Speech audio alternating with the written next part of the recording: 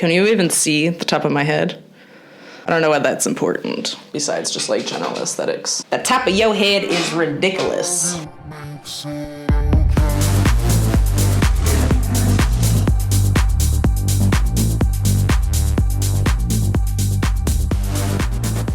Welcome back to Ask the Sports Psychologist. I'm Julia, a sports psychologist, and I'm here to answer your questions. Let's get started. Question 1.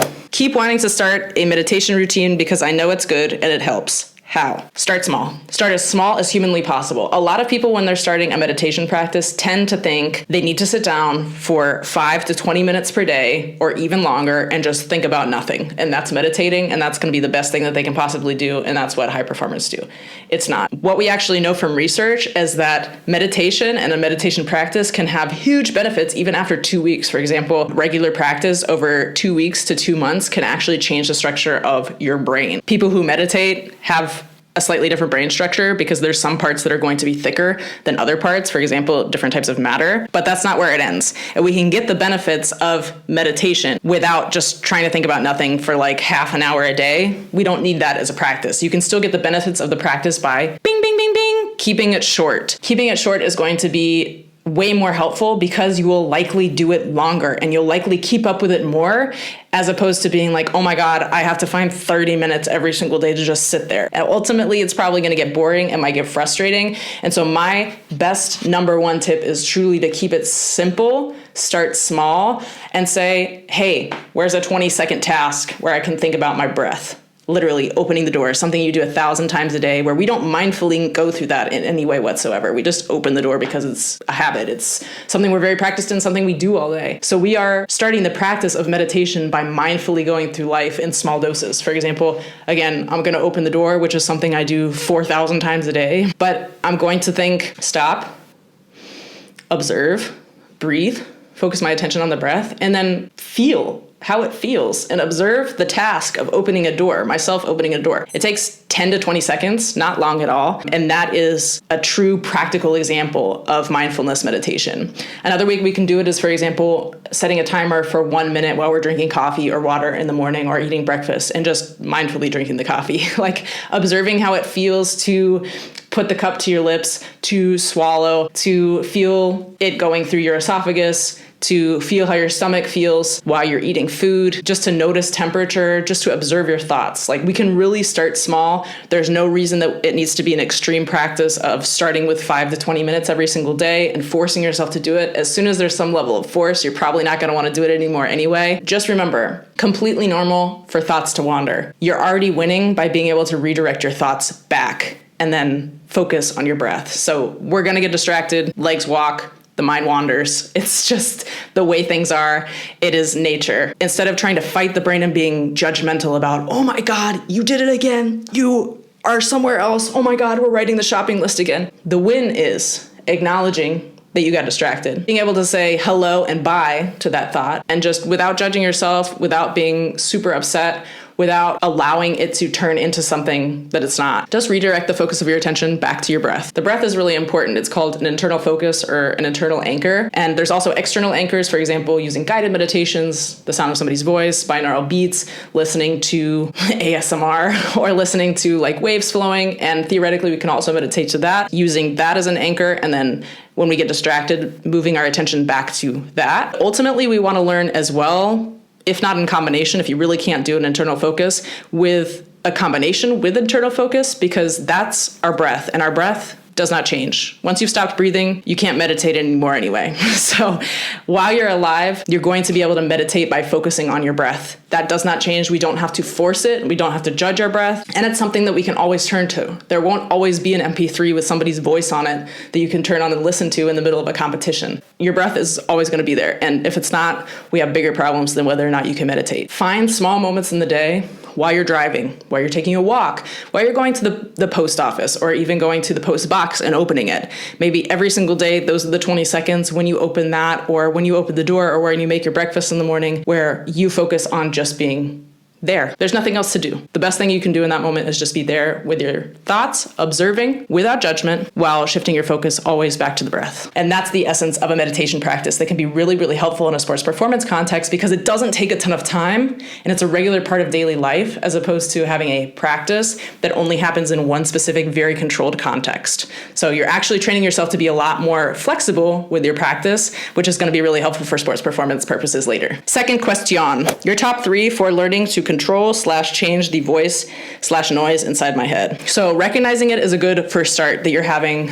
voices or noises in your head that are not particularly helpful to you. So congratulations, you've identified it. A lot of people don't identify it for a very long time, and that's always the first step, is to be able to identify it and then be able to identify it faster. The ultimate goal is not to control it. If we try and control it and hold on to it really hard, most likely it's going to stay in our brain, or it's going to come back really, really fast, because it's a habit that our brain and body somehow created because at some point it helped you to feel safe, or it was somehow useful to you, and our brains and bodies love us some routines and some habits. The good news is we can definitely change them, but we don't want to take away habits without giving another one first. So we want to start replacing this habit with other ones. The way we can do that is by, for example, an affirmation practice. Think out 2 or 3 affirmations for yourself where they're positive and thoroughly positive things, not like half positive things, like I'm kind of good at XYZ under these specific conditions. Like, no, what's something that's very positive about you? Start your day with, today I'm going to give my best because I always do. Today I am a leader. Today I am an excellent athlete. I have trained for this my whole life. I will trust my training and my practice. Things like that, where we actually proactively try to speak positive things to you, because a lot of times the stuff and the noises in our head is just a shitstorm of negative self-talk. You can speak your affirmations out loud. You can also just repeat them in your head. You can repeat them when those negative things start to kick up as well. But we always want to be proactive about it as well, that you're regularly speaking positive things to yourself. Going back to the noise and the negative thoughts, recognize that everything that goes on in our heads, those aren't facts. They are literally thoughts and feelings. They're sensations that our brain tries to turn into a story for us so that we can understand it better, because there has to be an explanation for this. And our brain really doesn't like to not know things or not be in control of things, which is interesting because you wrote control in this question, for example. But those things we can't control. What we can control is, again, just like I mentioned to our mindfulness candidate in our last question, is building this practice of mindfulness is development of what we call an observing mind.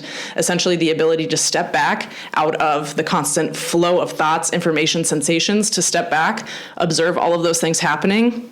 What's helpful for me? What's not helpful for me? Okay, cool. Because none of these things are facts. They're just thoughts, they're feelings, they change really, really fast. And so we don't want to hold on to them like this. That's why we don't want to control them, because then we're giving it the option to stay for longer. What we do want to do is start to become curious about also where these patterns are coming from, because your brain created this coping mechanism for a reason. So why is it there? And when does it start kicking up? Using that observing mind then to observe the process of that noise, of that voice happening. Does it always happen around performance situations? Does it only happen after poor performance? Does it potentially have something to do with the sensation of fear of failure, of high perfectionism, everything needs to be perfect? Is it around certain people? Is it around one person specifically? Is it when you're only alone?